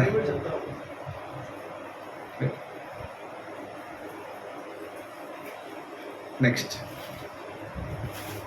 అక్కడ చూడండి 30 వచ్చిన దావీదును దీర్ఘదర్శియగు ఆసాపును రచించిన శ్లోకములను ఎత్తి యెహోవాను స్తుతించుడని రాజైన హిజ్కియాను అధిపతులను లేవీయులకు ఆజ్ఞాపింపగా వారు సంతోషముతో స్తోత్రములు పాడి తల వంచి. ఇక్కడ వాయిద్యాలు ఉన్నాయా? అంటే వాయిద్యాలు ఎక్కడ మాత్రమే వాడారు? కొంతమంది అంటున్నారు, ఆ దావీదు వాయిద్యాలు వాయించాడు కదా, దావీదు నాట్యం ఆడాడు కదా, కాబట్టి మేము కూడా ఈరోజు దేవుని పాటలకు డ్యాన్స్ వేస్తే తప్పేంటి? అని అడిగేవాళ్ళు ఉన్నారు. అవునా? ఈరోజు దేవుని పాటలకు డ్యాన్స్లు వేస్తున్నారా? సినిమా వాళ్ళు ఎలా డ్యాన్స్లు వేస్తారో సేమ్ అలాగే డ్యాన్స్లు వేస్తున్నారు. సినిమా పాటలు ఎలా ఉన్నాయో అలాగే దేవుణ్ణి కూడా అదే పాటలతో అదే రాగంతో. ఏం చేయాలి ఇప్పుడు? రేపు స్వతంత్ర దినం అదే చేస్తారు సార్. ఆ, యవనస్తులందరూ ఒక లెక్క చూద్దాం ఇక్కడ. ఓకే, ఒక లెక్క వేస్తాను, మీకు జాగ్రత్తగా గమనించండి.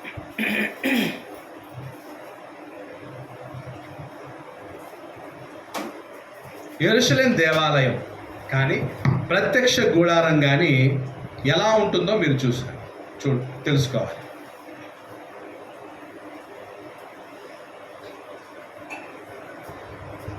రైట్, ఇది ఆవరణం. ఆవరణం అంటే కాంపౌండ్. ఆవరణ లోపల దేవాలయం ఉంటుంది. దేవాలయం రెండు భాగాలు. ఒకటి అతి పరిశుద్ధ స్థలం, ఇదేమో పరిశుద్ధ స్థలం. పరిశుద్ధ స్థలం, అతి పరిశుద్ధ స్థలం, ఇదేమో ఆవరణం.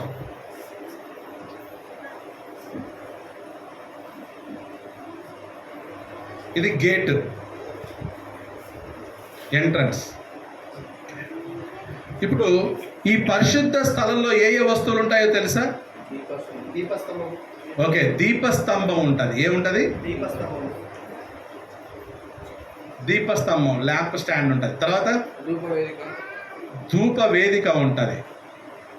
అంటే సాంబ్రాణి నిప్పులేసి ఇక్కడ బలిపీఠం ఉంటుంది. బలిపీఠం ఎక్కడ ఉంటుంది? ఆవరణం. ఇక్కడ ఉన్న అగ్గిని తీసుకొచ్చి ఇక్కడ ధూపం వేయాలి. ఇక్కడేమో పశువును వధించి ఇక్కడ ఏం చేస్తారు? నిప్పుల్లో వేస్తారు, దహన బలి అది. దీని కింద ఉన్న నిప్పుని తీసుకొచ్చి ఇక్కడ ఏం చేయాలి? ధూపం వేయాలి. ఆ తర్వాత ఒక బల్ల ఉంటుంది. ఆ బల్ల మీద ఏముంటాయి? రొట్టెలు ఉంటాయి. అతి పరిశుద్ధ స్థలంలో ఏముంటుంది? మందసం ఉంటుంది. ఓకే, అతి పరిశుద్ధ స్థలంలో మందసం, పరిశుద్ధ స్థలంలోనేమో దీపస్తంభం, ధూపవేదిక, సముఖపు రొట్టెల బల్ల ఉంటుంది. బయట కాంపౌండ్లో ఏముంటుందంటే బలిపీఠం ఉంటుంది. తర్వాత నీళ్ళ తొట్టి ఉంటుంది అన్నమాట. నీళ్ళ తొట్టి ఉంటుంది. సో సిస్టమ్ ఏంటంటే యాజకులు బలి ఇచ్చి కాళ్ళు చేతులు కడుక్కొని ఆ తర్వాత ఎక్కడికి వెళ్తారు? పరిశుద్ధ స్థలంలోకి వెళ్తారు. పరిశుద్ధ స్థలంలోకి ఎంటర్ అవుతారు. అతి పరిశుద్ధ స్థలంలోకి ఎవరు మాత్రం వెళ్ళాలి? ప్రధాన యాజకుడు మాత్రమే వెళ్ళాలి. సంవత్సరానికి ఒకసారి వెళ్ళాలి. సంవత్సరానికి ఒకసారి ప్రధాన యాజకుడు ఎక్కడికి వెళ్తాడు? అతి పరిశుద్ధ స్థలానికి వెళ్తాడు. ప్రతిరోజు నిత్యము యాజకులు ఎక్కడికి వెళ్తారు? పరిశుద్ధ స్థలంలోకి వెళ్తారు. ఓకే, ఇప్పుడు ఇది రోడ్ అనుకుందాం, దారి. ఇప్పుడు వాయిద్యాలు ఎక్కడ వాయించుండొచ్చు? ఆవరణంలో వాయించారా? ఓకే, పరిశుద్ధ స్థలంలో వాయించారా? అతి పరిశుద్ధ స్థలంలో వాయించారా? వాయిద్యాలు ఆవరణంలో వాయించారు. ఓకే, దహన బలి స్టార్ట్ అవ్వగానే వాయిద్యాలు వాయించారు. దహన బలి అయిపోయిన తర్వాత వాయిద్యాలు ఆపేశారు. యాజకులు ఏం చేస్తారు? కాళ్ళు చేతులు శుభ్రం చేసుకుని ఎక్కడికి వెళ్తారు? పరిశుద్ధ స్థలంలోకి వెళ్తారు. అక్కడ ఏ వాయిద్యాలు వాయించారు? సో వాయిద్యాలు ఎక్కడ మాత్రమే? ఆవరణం. ఇప్పుడు దావీదు మందసం తీసుకొచ్చేటప్పుడు నాట్యం ఆడాడు, డ్యాన్స్ వేసుకుంటూ మందసం తీసుకొచ్చాడు. ఇప్పుడు దావీదు పరిశుద్ధ స్థలంలో డ్యాన్స్ వేసాడా? అతి పరిశుద్ధ స్థలంలో డ్యాన్స్ వేసాడా? ఆవరణంలో డ్యాన్స్ వేసాడా? లేదా దారిలో డ్యాన్స్ వేసాడా? అర్థమవుతుందా? సో దావీదు డ్యాన్స్ వేసింది ఎక్కడ? వీధుల్లో నాట్యం ఆడాడు. ఎక్కడ కాదు? ఆవరణంలో కాదు, పరిశుద్ధ స్థలంలో కాదు, అతి పరిశుద్ధ స్థలంలో కాదు. క్లియర్? ఓకే, ఇప్పుడు ఇవి వేటికి సూచకం అంటే ఈ ఆవరణమేమో లోకానికి సూచకం. ఆవరణమేమన్నమాట? లోకం సూచకం. లోకంలో ఉన్న వాళ్ళందరూ బలి అయ్యి, అంటే పాత జీవితాన్ని చంపేసి ఈ నీళ్ళల్లో ఏం చేయడం అనమాట? కడుక్కోవడం. అంటే బాప్తిజం పొంది ఎక్కడికి వస్తారు? పరిశుద్ధ స్థలంలోకి వస్తారు. అప్పుడు ఈ పరిశుద్ధ స్థలం ఏదన్నమాట? సంఘము. ఈ అతి పరిశుద్ధ స్థలం ఏదన్నమాట? పరలోకం. పాయింట్ అర్థమవుతుందా? ఎందుకంటే దేవుడు ఈ శరీర సంబంధమైన దాన్ని దేనికి కన్వర్ట్ చేశాడు? ఆత్మ సంబంధమైన దానికి కన్వర్ట్ చేశాడు. రైట్? ఇప్పుడు చెప్పండి, డ్యాన్స్ ఎక్కడ వేసాడు దావీదు? వీధుల్లో వేశాడు. ఒకవేళ ఇక్కడ వాయించారు అంటే ఇక్కడ వాయించారంటే ఎక్కడ వాయించినట్టు? అంటే వాయిద్యాలు లోక సంబంధమా, పరలోక సంబంధమా, సంఘానికి సంబంధమా? అప్పుడు లోక సంబంధమైన వాయిద్యాలని సంఘంలోకి తీసుకురావచ్చా? లోక సంబంధమైన వాయిద్యాల్ని పరలోకంలోకి తీసుకురావచ్చా? పాయింట్ అర్థమైంది? ఇప్పుడు చెప్పండి, ఆరాధనలో వాయిద్యాలు వాయించవచ్చా? మాట్లాడలేదు. ఎందుకంటే వాయిద్యాలు శరీర సంబంధమైనవా, ఆత్మ సంబంధమైన? ఆత్మ సంబంధమైన సంగీతం ఏది? సంగీతంలో రెండు రకాలు. సంగీతం రెండు రకాలు. గాత్ర సంగీతం, వాయిద్య సంగీతం. ఏది ముందు? గాత్ర సంగీతము ముందా, వాయిద్య సంగీతం ముందా? దేవుడు సృష్టించింది గాత్ర సంగీతమా, వాయిద్య సంగీతమా? వాయిద్య సంగీతాన్ని ఎవరు సృష్టించారు? మనిషి సృష్టించాడు. దేవుడు సృష్టించిన సంగీతం ఏది? గాత్ర. అందుకే మనం కలిసి దేవుణ్ణి ఏ సంగీతంతో స్తుతించాలి? గాత్ర సంగీతం, వాయిద్య సంగీతం. వాయిద్య సంగీతం బోధిస్తుందా? గిటార్ ఏం బోధిస్తుంది? తబల ఏం బోధిస్తుంది? తబలను కొడితే ఏం చేస్తుంది? డుమ్చుకు డుమ్చుకు అంట తప్ప బోధ కలుగుతుందా? అదే మనం పాటలు పాడితే గాత్ర సంగీతం. గాత్ర సంగీతాన్ని దేవుడు సృష్టించాడు, వాయిద్య సంగీతాన్ని మనిషి సృష్టించాడు. ఆ మనిషి సృష్టించినటువంటి వాయిద్య సంగీతానికి దావీదు ఎక్కడ డ్యాన్స్ చేశాడు? వీధిలో డ్యాన్స్ చేశాడు. కానీ ఆవరణలో కానీ, పరిశుద్ధ స్థలంలో కానీ, అతి పరిశుద్ధ స్థలంలో కానీ. ఇప్పుడు మనం ఎక్కడున్నాం? వీధుల్లో ఉన్నావా? లోకంలో ఉన్నావా? సంఘంలో ఉన్నావా? పరలోకంలో ఉన్నావా? సంఘంలో ఉన్నాం. కాబట్టి వాయిద్యాలకి అవకాశం ఉందా? ఒకవేళ నీకు వాయిద్యాలు కావాలంటే ఎక్కడికి పో? లోకంలో వాయిద్యాలు ఉన్నాయి. ఏ వాయిద్యం కావాలంటే ఆ వాయిద్యం లోకంలో. సో వాయిద్యాలు లోకస్తులకు సూచకం కానీ దేవుని కుమారులకు కాదు, దేవుని బిడ్డలకు కాదు, సంఘంలో కాదు. అర్థమవుతుందా లేదా? ఇప్పటికీ వాయిద్యాలు కావాలనే వాళ్ళు ఉన్నారు. కొంతమంది వాయిద్యాలు వాయించే వాళ్ళకి అవకాశం ఇస్తే వాళ్ళు అలిగిపోతారు కదా. పర్లేదు, వదిలేసాను. వాళ్ళకి అవకాశం ఇవ్వకపోతే అలిగి వెళ్ళిపోతారు. వాళ్ళని మళ్ళీ తీసుకురావాలి. నేను ఎప్పుడో ఒక చోటుకి వెళ్ళాను, కేజీఎఫ్లో వాక్యం చెప్పడానికి వెళ్తే స్టార్ట్ చేయట్లేదు. ఏంటి స్టార్ట్ చేయలేదా? లేదండి, వాయిద్యాలు వాయించే వాళ్ళు రావాలి. వాళ్ళు సిగరెట్ తాగి బయట ఆ సిగరెట్ ఆర్పి బయట లోపలికి వచ్చి అక్కడ కూర్చొని అది తిప్పుకొని కొంచెం స్టార్ట్ చేస్తే అప్పుడు స్టార్ట్ చేస్తున్నారు. అంటే వాళ్ళ అంత కంట్రోలింగ్ దేవుడి చేతిలో ఉంది. ఆడి సిగరెట్ తాగి వచ్చేంత వరకు వీళ్ళు వెయిట్ చేయాలా? డ్రమ్స్ కొట్టాడు. అప్పుడు ఏదో కొడతాటప్పుడు నేను అన్నాను, బాబు నేను వాక్యం చెప్తున్నాను, మధ్యలో వాక్యం చెప్తా ఉంటే ఏదైనా కొంచెం బండినప్పుడు టీ అని సౌండ్ ఇస్తూ ఉంటాడు. అప్పుడు ఫస్ట్ నేను నా వాక్యం ముగిసేంత వరకు నేను ఉన్నంత వరకు వాయిద్యం వాయించేద్దాం. అలిగి వెళ్ళిపోయాడు. ఆ పాట వచ్చి, సార్ వాడు అలిగి వెళ్ళిపోయాడు సార్, మాకు వచ్చే ఆదివారం. అవసరం లేదయ్యా, వాయిద్యం లేకుండా దేవుడిని ఆరాధించవచ్చు. అంత డిమాండ్ అయిపోయింది ఇప్పుడు వాళ్ళకి. ఇప్పుడు ఆ వాయిద్యం వాయించేవాడు ఈ పరిశుద్ధాత్మ నా మీదకి వచ్చిందని ఊగే వాళ్ళు ఉంటారు కదా. వీడు వాయించే కొద్దీ వాడు ఊతూనే ఉంటాడు కదా. ఏదో హోలీ స్పిరిట్ వచ్చేసి వీడు పాట కొడుతుంటాడు డిష్ లాస్ట్లో డిష్ అని కొట్టేసరికి వాడు ఢమాని పడతాడు. అంటే కంట్రోల్ అంతా ఎవరి చేతిలో ఉంది? వాడు కొట్టేంత వరకు వీడు ఎగురుతూ ఉంటాడు. వాడు కొట్టడం ముగిసిన తర్వాత పరిశుద్ధాత్మ వాడి మీదకి వచ్చింది లేదు, ఏం లేదు. అన్ని తిక్క చేస్తాడు, పోకిరి చేస్తాడు, అల్లరి చేస్తాడు. ఈరోజు సంఘాల్లో అల్లరి ఉంది కానీ సమాధానం లేదు. పరిశుద్ధాత్మ పేరు చెప్పి సంఘంలో అల్లరి పుట్టిస్తున్నారు, కేకలు, అరుపులు.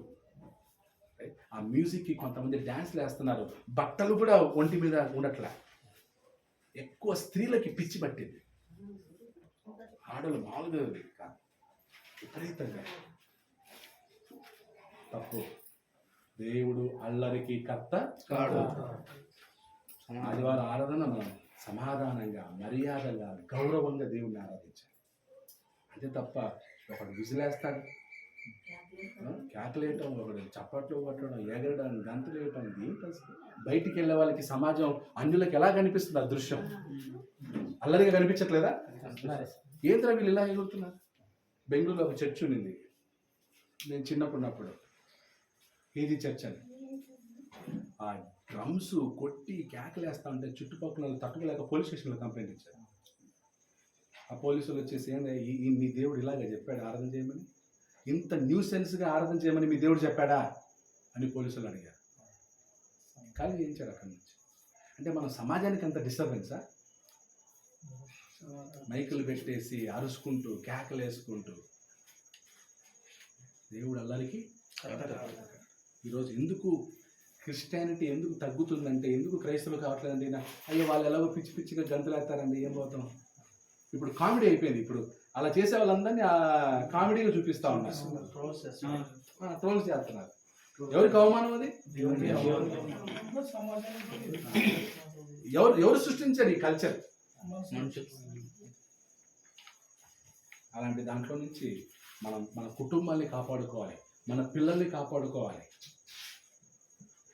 ఒక అమ్మాయి అయితే బయట లేదు, బయట ఎగిరిపోయింది, జుట్టు ఇరవోసుకుని ఎగురుతూ ఉంది. ఆ పాస్టర్ పైన కూర్చొని చూస్తూ ఉన్నాడు. అదే వాడి కూతురు అయితే చెప్తాడా? పాస్టర్ కూతుర్లు పైటలు ఊడుతాయా? పాస్టర్ పిల్లలు పైటలు ఊడుతున్నాయా? వేరే వాళ్ళ పైటలు ఊడాలా? పాస్టర్కి బుద్ధి లేదా? నీ భార్య పిల్లలేమో నీట్గా సర్దుకొని కూర్చుంటారా? మిగతా వాళ్ళకేమో పరిశుద్ధాత్మ వచ్చిందని ఎగిరి గంతులు వేసుకుంటూ పిచ్చి పిచ్చిగా నాటేవాళ్ళ.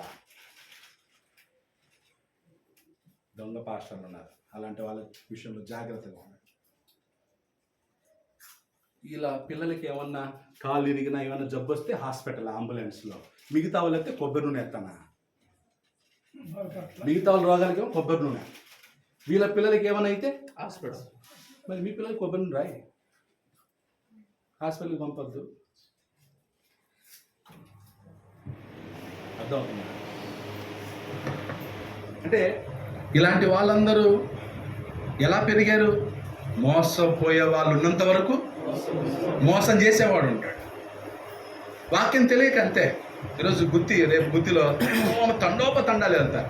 వాళ్ళందరికీ వాక్యం తెలియదు అంతే. ఈ వాక్యం తెలిసినోడు పోతాడా? ఒకప్పుడు నేను ఒకసారి మా బంధువులు సీరియస్ అయి ఉంటేనే హాస్పిటల్కి వెళ్ళి ఉంటారని వాళ్ళు గుత్తిశాలకు తీసుకెళ్ళారన్నారు. అప్పుడు ఆ గుత్తి తడికెళ్ళి వేస్తున్నారు, ఇలా తడికెళ్తూ ఉండేదన్నమాట. సరే పేషెంట్ని చూద్దామని మేము పోయాం.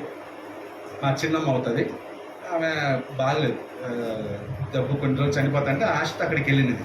సో నేను బెంగళూరు నుంచి ఊరికి వెళ్ళలేము, గుత్తిలో ఉన్నాం. మేము గుత్తిలోనే ఒక వారం రోజులు ఉంటామంటే సరే పోయి చూద్దాం చివరి చూపు అని చెప్పి అక్కడికి వెళ్ళాం. అక్కడికి వెళ్తే అక్కడ ఇలా ఓపెన్ అన్నమాట, ఏమన్నా ఆయన చేస్తాడేమో. ఇప్పుడు ఆయన అద్భుత కుమార్ అనే అతను కొబ్బరి నూనె ఒక క్యాన్లో పెట్టుకొని అందరికి ఏం చేస్తున్నాడు, స్ప్రే చేస్తా ఉన్నాడు. అంత అభిషేకం, నూనె అభిషేకం. అందరూ పాపం అమాయకత్వం అని చెప్పాలి. అమాయకత్వంతో బాధ అవుతుంది, ఏదో అవుతుంది అని. ఇప్పుడు కొట్టి చేతులు నొప్పెట్టినట్టునే ఒక పెద్ద మిషన్ కొనుక్కున్నారు. ఇప్పుడు ఆ మిషన్లో కొబ్బరి నూనె పోతున్నారు. పోసి ఒక తొక్కితే ఒకేసారి 20 మందికి అభిషేకం.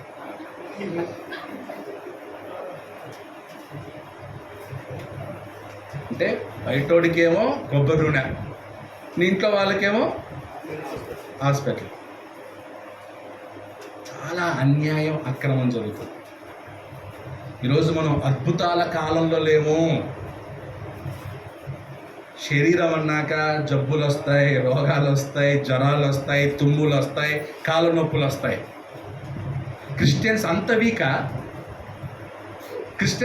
ఏదైనా కొంచెం జబ్బు రాగానే అయ్యా దేవా, అయ్యా ప్రార్థన చేయండి అయింది, ఇది అతను వాడికి దొరికిందిలే, దేవుడు రాత్రి కళ్ళ కనపడి చెప్పాడు నీ జబ్బు పోతుందంట, 500 రూపాయలు కానుకొట్టు. ఒక జబ్బుని తట్టుకోలేడా క్రైస్తవుడు? ఓ బలహీనతని తట్టుకోలేవా? ఓ జ్వరాన్ని తట్టుకోలేవా? జ్వరం వస్తుంది, శరీరంతో ఉన్నాం కాబట్టి. వర్షంలో తడిస్తే జలుబు చేసిన, దేవా నాయన జలుబు ఎందుకు వచ్చిందో తెలియదు నాయన, ఆ జలుబుని తీసేయండి. దానికి కూడా నా సహజం. హాస్టల్లో కూడా బీపీలు ఉన్నాయి, షుగర్లు ఉన్నాయి, డయాబెటిక్లు ఉన్నాయి, కిడ్నీలు కూడా ఫెయిల్ అవుతున్నాయి. అర్థమవుతుందా? ఇవన్నీ బూటకం, ఫేక్ మిరాకిల్స్ జరుగుతున్నాయి, ఫేక్ అద్భుతాలు జరుగుతున్నాయి. దానికి మీరు బెంగళూరులో ఒక అతను ఉన్నాడు, కాలు ఇదైంది, నా దగ్గరికి వచ్చాడు. అయ్యా, హైదరాబాద్లో ఒక ఆయన ఉన్నాడు, ఆయన అద్భుతాలు చేస్తున్నాడంట, కాళ్ళు తిరిగిపోయిన కాళ్ళు తిరిగి వస్తున్నాయంట, నేను పోతానన్నాడు. నాకు సరిపో అంటే నాకు ఒక 1000 రూపాయలు ఛార్జింగ్ ఇవ్వండి అన్నాడు. సరేలే నీ ఇష్టం అని నేను 1000 రూపాయలు ఛార్జింగ్ ఇచ్చాను. అంత నమ్మకం సరిపో అని ఎందుకు వెళ్ళాడు. హైదరాబాద్కి వెళ్ళిన తర్వాత 10,000 కట్టమన్నారు. స్టేజ్ పైకి వెళ్ళి మెయిన్ అయ్యగారి దగ్గర ప్రార్థన చేసుకోవాలంటే 10,000. అప్పుడు నేను 10,000 తీసుకురాలేదు ఏంటి. సరే, ఆడ కింద అసిస్టెంట్ పాస్టర్ ఉన్నాడు, ఆయన ప్రార్థన చేస్తాడు బాగున్నాడు. ఇదేందిరా అని చెప్పి ఆయన తిరిగి వచ్చాడు, వాపస్ తిరిగి వచ్చి, సార్ మీరు చెప్పిన వాక్యం మాట నిజమైందండి, 10,000 కట్టమన్నారు. ఎక్కడ కట్టాను 10,000? నేను తిరిగి వచ్చాను, వాపస్ వచ్చాను. బెంగళూరులో బెన్నీహిన్ అనే ఒక అతను వచ్చాడు. బెన్నీ అనే పేరు కొంతమంది అమెరికా నుంచి వచ్చాడు. యలంకలో పెద్ద మీటింగ్ పెట్టాడు, రోగుల్ని బాగు చేస్తున్నాడు, రోగుల్ని లేపుతున్నాడు అని. అప్పుడు మా బంధువు ఒక ఆయన కృష్ణని, నా భార్యను తీసుకెళ్తాను, మంచంలో నుంచి తిరిగి వచ్చేటప్పుడు నడుచుకుంటూ వస్తుంది అన్నాడు. మంచంలోనే తీసుకెళ్లారు, మంచంలోనే మోసుకొచ్చారు. అబద్ధం. ఈ కొంతమంది బయట వాళ్ళందరూ అంబులెన్స్లో రోగులు తీసుకెళ్ళిపోయి గొడవ చేస్తున్నారు. రా, నువ్వు అద్భుతాలు చేస్తున్నావు కదా, రా, అంబులెన్స్లో జనాలు ఉన్నారు, వీళ్ళని ఏం చేయి, బాగు చేయి. నిజంగా నువ్వు స్వస్థత చేసేవాడితే బాగు చేయి. యేసు ప్రభు నీలాగా ఐడి కార్డులు ఇచ్చి ఏం చేయలేదు, స్వస్థత చేయలే. యేసు ప్రభు ఎలాంటి వాడిని స్వస్థత చేశాడు? రోగుల్ని దాటిపోయే రోగాలు ఎవరు అడిగితే వాళ్ళని స్వస్థత చేశాడు. ఇప్పుడున్న పాస్టర్లు స్వస్థత చేసేదంటే వాళ్ళకి ఐడి కార్డు ఉంటుంది. ఆ ఐడి కార్డు ఉన్నోడే స్టేజ్ ఎక్కాలి. బాగు చేసే రోగాలన్నీ కూడా కంటికి కనిపించేవే, కంటికి కనబడనవా? ఇప్పుడు ఒకడు అంటాడు, వస్తాడు, నాకు కడుపు నొప్పి అండి. కడుపు నొప్పి కంటికి కనిపిస్తుందా? నాకు చాలా నుంచి కడుపు నొప్పి అండి. అవునా, ప్రార్థన చేసి కడుపు నొప్పి ఉందా? లేదు సార్, పోయింది సార్. వచ్చింది తెలీదు. ఇంకొకడు కుట్టుతో అవుతాడు అనమాట. వాడే నా 5-6 స్టేజ్లో పోయి ఉంటాడు. సౌత్ ఆఫ్రికాలో ఎక్కువ మోసం జరుగుతాం. సౌత్ ఆఫ్రికాలో ఎక్కువ ఈ ఫేక్ మిరాకల్స్, అంత మోసం చేసి బలవంతంగా యేసు దగ్గరికి తీసుకురావాల్సిన అవసరం ఉందా? ఇప్పుడు ఒకడు యేసు అంటే నేను నమ్మనన్నాడు. ఆ నమ్మనోనికి అబద్ధం చెప్పి మోసం చేసి ఒక మ్యాజిక్ లాంటివి చేసి వాడిని యేసు ప్రభు దగ్గరికి తీసుకురావాల్సిన కర్మ ఏమైనా ఉందా? దేవునికి అలాంటి కన్వర్షన్స్ కావాలా? దేవుడు ఎలాంటి వాళ్ళు రావాలని కోరుకుంటున్నాడు? వాక్యం వినాలి, విశ్వసించాలి, మారు మనసు పొందాలి, నోటితో ఒప్పుకోవాలి, బాప్తిజం పొందాలి. ఇది ప్రాసెస్, ఇది నియమం. చెప్పండి, మన నియమ ప్రకారం వెళ్దామా, మనకి ఇష్టం వచ్చినట్టు జనాలకి కన్వర్ట్ చేద్దాం? క్వాలిటీ కావాలా, క్వాంటిటీ కావాలా? క్వాలిటీ క్రిస్టియన్స్ కావాలి దేవునికి, క్వాలిటీ బిడ్డలు కావాలి. అంతే తప్ప కుప్పలు అవసరం లేదు. క్వాలిటీ. రేపు ఎలాంటి కష్టం వచ్చినా క్రీస్తు కొరకు ఏం చేయాలి అనమాట, నిలబడే వాళ్ళు కాదు. మీరు క్వాలిటీని కావాలా, క్వాంటిటీ కావాలా? మీకు అద్భుతాలు చేసే పాస్టర్లు కావాలా, వాక్యం చెప్పేవాళ్ళు కావాలా? మీరు నా దగ్గర అద్భుతం కోరితే నేను చేయలేదు. నా జన్మలో ఇప్పటివరకు ఒక అద్భుతం చేయలేదు. నేను ప్రార్థన చేశాను, ఆయన పలానా సోదరుడు కష్టాల్లో ఉన్నారంట చెప్పి. నేను ఎవరి జబ్బులు పోగొట్టలే ఇప్పటి వరకు. ఎందుకంటే ఆ శక్తి అపోస్తులకు మాత్రమే ఉంది. అది దాని గురించి ఆలోచిద్దాం, మధ్యాహ్నం దాని గురించి ఆలోచిద్దాం. సో ఇప్పటివరకు సత్యవాక్యాన్ని సరిగా మనం ఏం చేస్తున్నాం? కరెక్ట్గా పోతున్నావా లేదా? ఏం మాట్లాడలేదు. నేనేమైనా రాంగ్ చెప్తున్నానా? మిమ్మల్ని రాంగ్ చెప్పి మిమ్మల్ని మభ్య పెట్టాల్సిన అవసరం అందుకే సత్యవాక్యాన్ని సరిగా మీరు కూడా ఎవరి దగ్గర వాక్యం వినండి, సత్యవాక్యాన్ని చెప్పే వాళ్ళ దగ్గరనే వాక్యం వినండి. అలాంటి వాక్యం ఈరోజు చాలా తక్కువ. ఇప్పుడు పొయ్యిలో నిప్పు ఉంటుంది, బూడిద ఉంటుంది, కానీ ఎక్కువ ఏది కనిపిస్తుంది? ఆరిపోయిన తర్వాత వంటంతా వండిన తర్వాత నిప్పు కూడా కనిపిస్తుంది. నిప్పు కనిపిస్తుందా? ఏది ఉంటుంది పైన? బూడిద ఎక్కువ ఉంటుంది. ఆ బూడిద ఉఫ్ అంటే లాస్ట్లో ఉంటుంది అనమాట. నిప్పు కొంచెం ఉంటుంది. ఈరోజు అలాగే సత్యం అనే నిప్పు ఏమైపోయింది అనమాట? బూడిదతో. అంటే ఈరోజు ఎక్కువ బూడిదే ఉంది, ఏం లేదనమాట.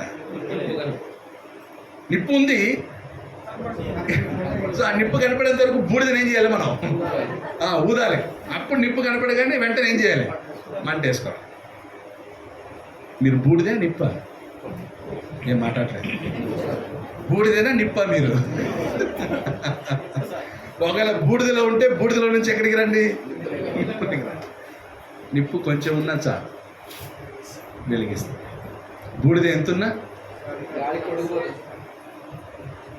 ఈరోజు బూడిద క్రైస్తవులు ఎక్కువ ఉన్నారు, బూడిద పాస్టర్లు ఎక్కువ ఉన్నారు, బూడిద బోధలు ఎక్కువ ఉన్నాయి. వాటి నుంచి మీరు బయటికి రావాలి, ఈ సత్య బోధలోకి మీరు రావాలి. అందుకే పరిశుద్ధులకు ఒక్కసారే అప్పగింపబడిన బోధ ఏమిటో మీరు తెలుసుకొని ఆ బోధలో నిలబడాలనేది మా ప్రార్థన. భోజనానికి వెళ్దాం. లంచ్ బ్రేక్ తర్వాత మళ్ళీ ఎప్పుడు క్లాస్ అనేది టైమింగ్స్ చెప్తారు సోదరులు, అప్పుడు మళ్ళీ మనం ఇది కంటిన్యూ అవుతుంది. ఇదే పాఠం మళ్ళీ కంటిన్యూ అవుతుంది. మెయిన్ పాయింట్ వచ్చేసి శాస్త్రం మాత్రం చెప్పారు.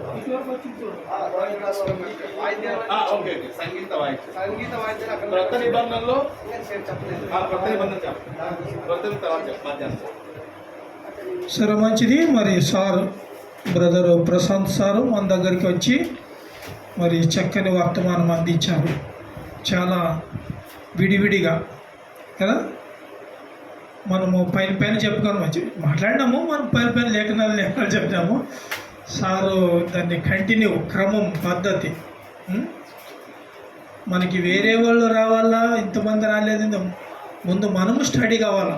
మనం స్టడీ అయ్యి మన స్నేహితుల్ని బంధువుల్ని నడిపించే మార్గం చేద్దాం. మనమే స్టడీ కాకుండా వేరే వాళ్ళు చేయలేము మనం కదా. మనం గట్టిగా పట్టుకుందామండి. మరి రేపంతా రాత్రి 7 నుంచి 8, 9 వరకు కూడా మీరు ఎదురు ప్రశ్నలు అడిగి కొంత ముఖాముఖి మాట్లాడవచ్చు. మరి మీ తరపున నా తరపున ప్రశాంత్ సార్కి వందనాలు. అలాగే మా బ్రదరు దుబాయ్ నుండి మనకి మైక్ కూడా వచ్చింది. మీరందరూ ప్రయాసపడి అందరూ తలాకిని తీసుకొని తెచ్చినారు. ఆ బ్రదర్కి ప్రార్థన చేయలేదు. మన బ్రదరు దేవదాస్ సార్ వచ్చి మరి ముగింపు ప్రార్థన ఆ మైక్ కొరకు ప్రార్థన చేస్తాడు. నాగరాజు ప్రార్థించుకుందాం. కనికర వాత్సల్యం కలిగిన మన ఆయన, మీ యొక్క పరిశుద్ధ ఘనమైన నామానకు స్తుతులు స్తోత్రాలు వందనం తెలియపరచుకుంటున్నాం. నైనా ఉదయకాలం నుంచి నేను ఇంతవరకు మధ్యాహ్నం వరకు నైనా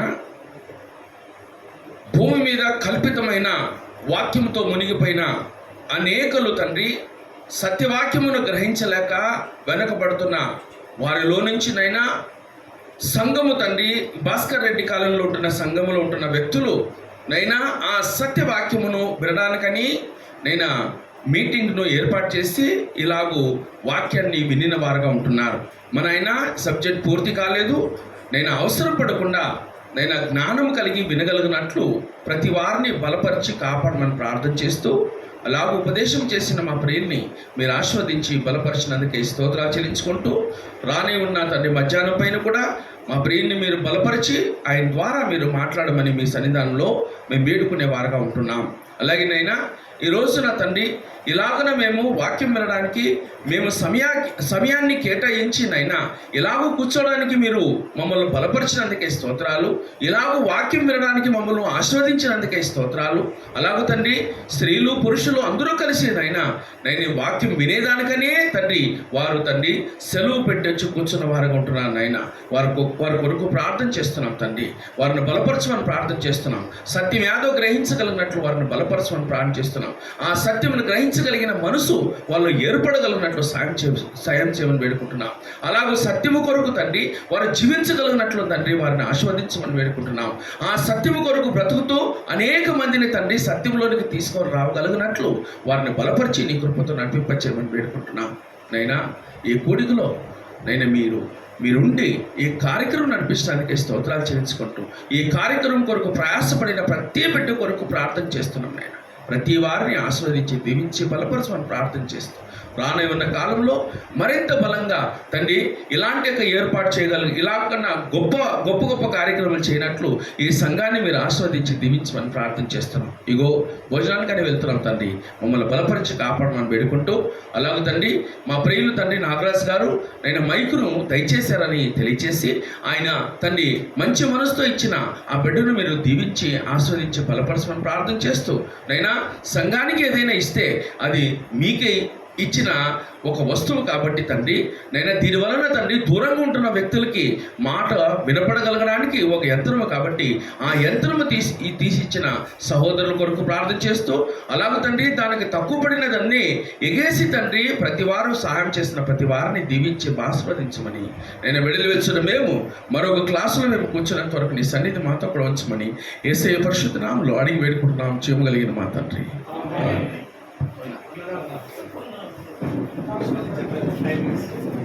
టైమింగ్ 2 గంటలుగా సార్ 2:30